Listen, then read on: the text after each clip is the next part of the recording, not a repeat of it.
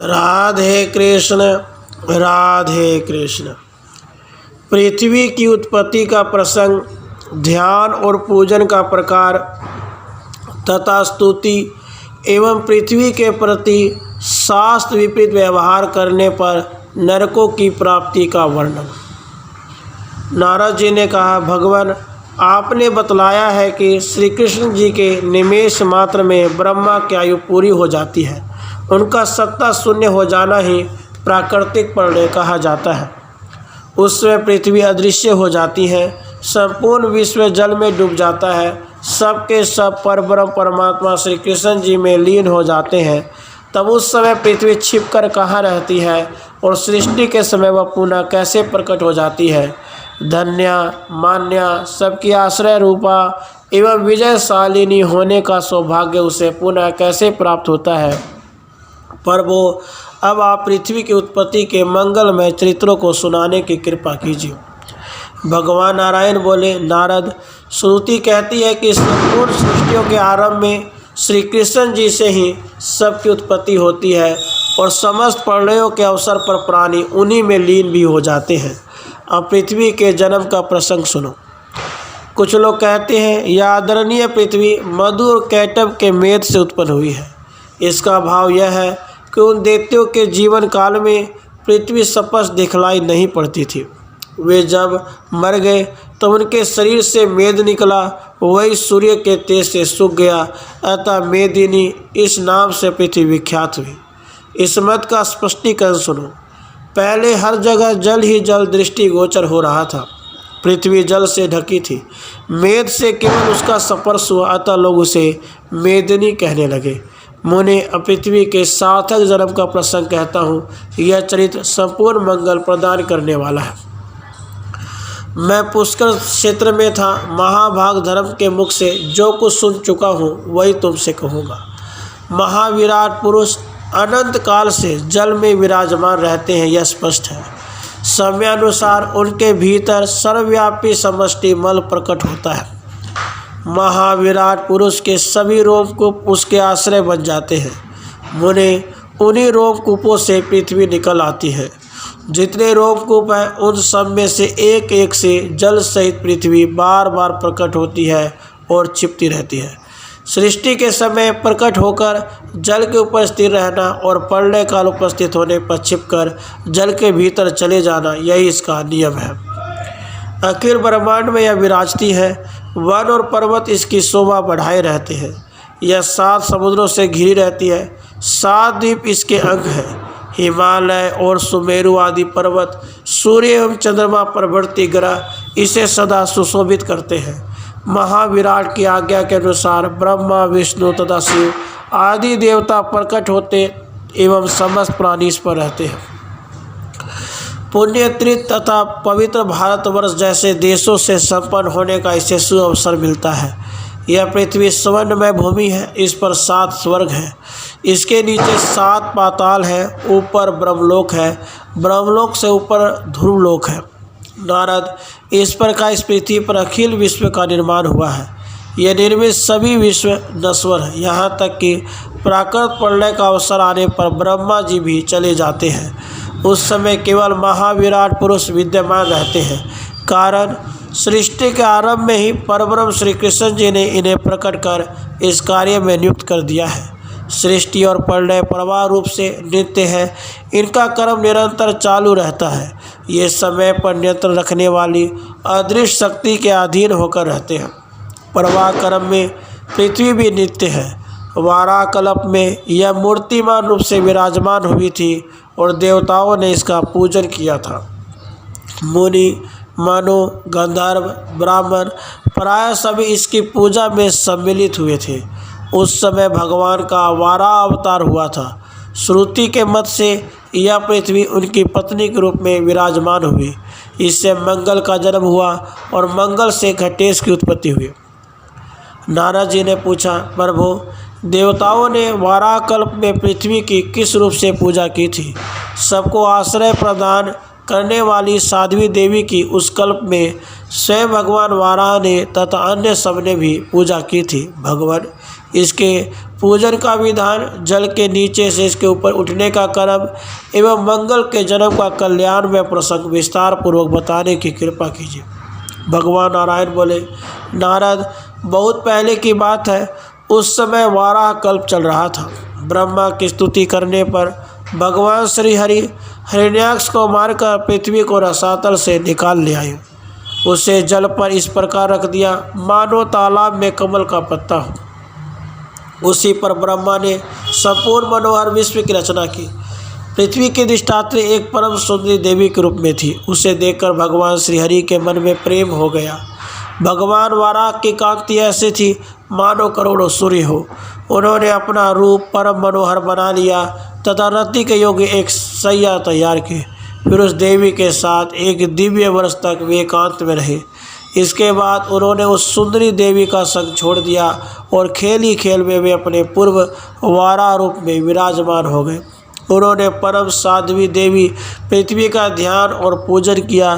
धूप, दीप, नैवेद्य, सिंदूर, चंदन, वस्त्र, फूल और बलि आदि सामग्रियों से पूजा करके भगवान ने उससे कहा। श्री भगवान बोले, सुबह तुम सबको आश्रय प्रदान करने वाली बनो। मुनि, मनु, देवता, सिद्ध, दानव आदि सबसे सुपूजित होकर तुम सुखी पाओगी। अम्बुवाची के अतिरिक्त दिन में गृह प्रवेश, गृहारंभ, वापी एवं तड़ाक के निर्माण अथवा अन्य गृह कार्य के अवसर पर देवता आदि सभी लोग मेरे वर के प्रभाव से तुम्हारी पूजा करेंगे।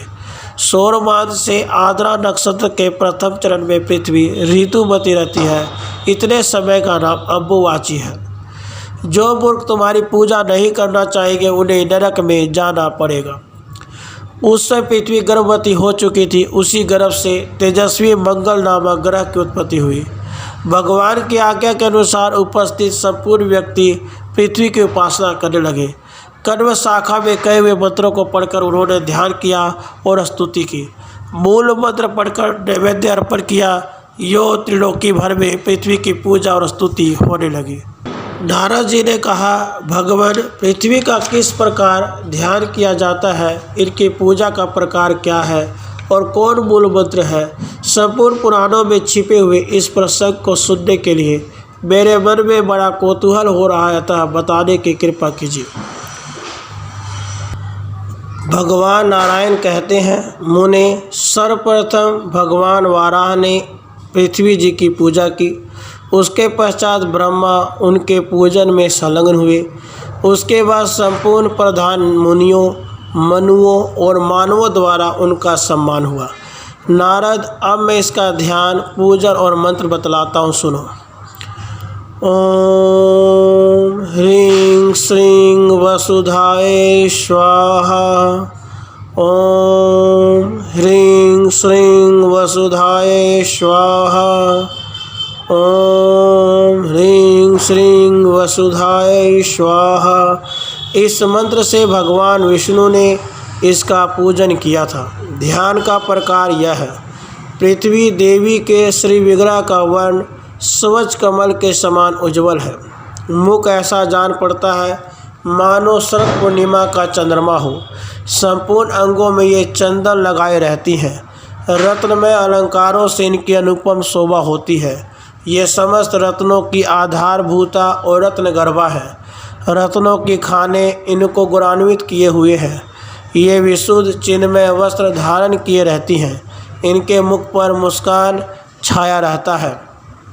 सभी लोग इनकी वंदना करते हैं।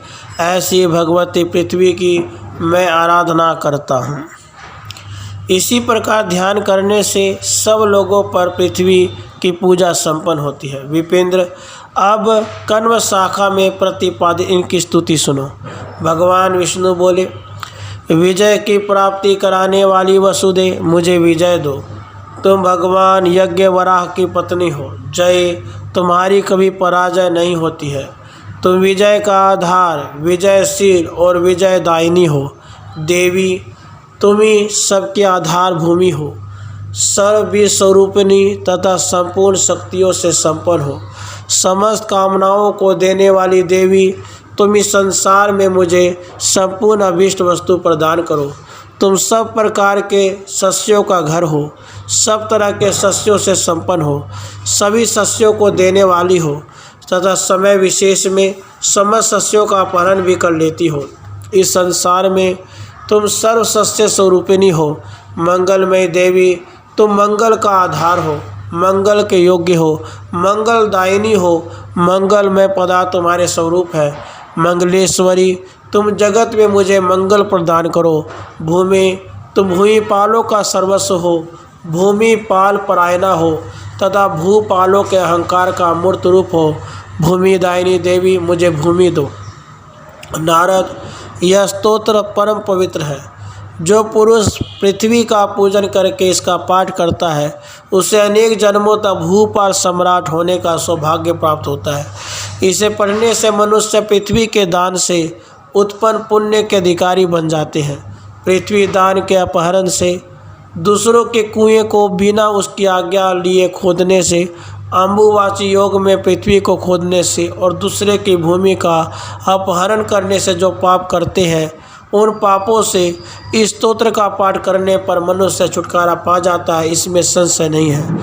मुने, पृथ्वी पर वीर्य त्यागने तथा दीपक रखने से जो पाप होता है, इससे भी मनुष्य इस स्तोत्र का पाठ करने से मुक्त हो जाता है। नारद जी बोले, भगवान, पृथ्वी का दान करने से जो पुण्य तथा उसे छीनने, दूसरे की भूमि का हरण करने, अम्बुवाची में पृथ्वी का उपयोग करने, भूमि पर वीर्य गिराने तथा जमीन पर दीपक रखने से जो पाप बनता है, उसे मैं सुनना चाहता हूँ। वेद वेताओं में श्रेष्ठ प्रभु, मेरे पूछने के अतिरिक्त अन्य भी जो पृथ्वी जन्य पाप हैं उनको उनके प्रतिकार सहित बताने की कृपा करें। भगवान नारायण बोले, मुने, जो पुरुष भारतवर्ष में किसी संध्यापुत ब्राह्मण को एक बीता भी भूमि दान करता है वह भगवान विष्णु के धाम में जाता है। फसलों से भरी पूरी भूमि को ब्राह्मण के लिए अर्पण करने वाला सत्पुरुष उतने ही वर्षों तक भगवान विष्णु के धाम में विराजता है जितने उस जमीन के रजहकण हो। जो गांव, भूमि और अन्य ब्राह्मण को देता है उसके पुण्य से दाता प्रतिग्रहता दोनों व्यक्ति संपूर्ण पापों से छूटकर वैकुंठ धाम में जाते हैं। जो साधु पुरुष भूमि दान के लिए दाता को उत्साहित करता है उसे अपने मित्र एवं गोत्र के साथ वैकुंठ में जाने का सौभाग्य प्राप्त होता है। अपनी अथवा दूसरे की दी हुई ब्राह्मण की भूमि हरण करने वाला व्यक्ति सूर्य एवं चंद्रमा की स्थिति पर्यंत कालसूत्र नामक नरक में स्थान पाता है। इतना ही नहीं, इस पाप के प्रभाव से उसके पुत्र और पौत्र आदि के पास ही पृथ्वी नहीं ठहरती। वह श्रीहीन, पुत्रहीन, दरिद्र होकर घोर और नरक में गिरता है। जो गोचर भूमि को गोद कर धान्य उपार्जन करता है और वही धान्य ब्राह्मण को देता है तो इस निंदित कर्म के प्रभाव से उसे देवताओं के वश से 100 वर्ष तक कुंभिपाक नामक नरक में रहना पड़ता है। गौओं के रहने के स्थान, तड़ाग तथा रास्ते को जोतकर पैदा किए हुए अन्न का दान करने वाला मानव 14 इंद्र की आयु तक 80 पत्र नामक नरक में रहता है। जो कामंद व्यक्ति एकांत में पृथ्वी पर वीर्य गिराता है उसे वहाँ के जमीन पर जितने रजाकण हैं उतने वर्षों तक रोरो नरक में गिरना पड़ता है। अम्बुवाची में भूमि खोदने वाला मानव कृमि दंश नामक नरक में जाता और उसे वहाँ 4 युगों तक रहना पड़ता है। जो दूसरों के तड़ाग में पड़ी हुई कीचड़ को निकालकर शुद्ध जल होने पर स्नान करता है उसे ब्रह्मलोक में स्थान मिलता है। जो मंदबुद्धि मानव भूमिपति के पितरों को श्राद्ध में पिंड न देकर श्राद्ध करता है उसे अवश्य ही नरकगामी होना पड़ता है। दीपक, शिवलिंग, भगवती की मूर्ति, शंख, यंत्र, सालग्राम का जल, फूल, तुलसी दल, जपमाला, पुष्पमाला, कपूर, गोरोचन, चंदन की लकड़ी, रुद्राक्ष की माला, कुश की जड़, पुस्तक, यज्ञोपवीत, इन वस्तुओं को भूमि पर रखने से मानव नरक में वास करता है। गांठ में बंधे हुए यज्ञ सूत्र की पूजा करना सभी द्विजाति वर्णों के लिए आवश्यक है। भूकंप एवं ग्रहण के अवसर पर पृथ्वी खोदने से बड़ा पाप लगता है। इस मर्यादा का उल्लंघन करने से दूसरे जन्म में अंगहीन होना पड़ता है। इस पर सबके भवन बने हैं इसलिए यह भूमि कहलाती है। कश्यप के पुत्री होने से काश्यपी तथा स्थिर रूप होने से स्थिरा कही जाती है। महामुने विश्व को धारण करने से विश्वम्भरा अनंत रूप होने से अनंता तथा पृथ्वी की कन्या होने से अथवा सर्वत्र फैली रहने से इसका नाम पृथ्वी पड़ा है। राधे कृष्ण राधे कृष्ण।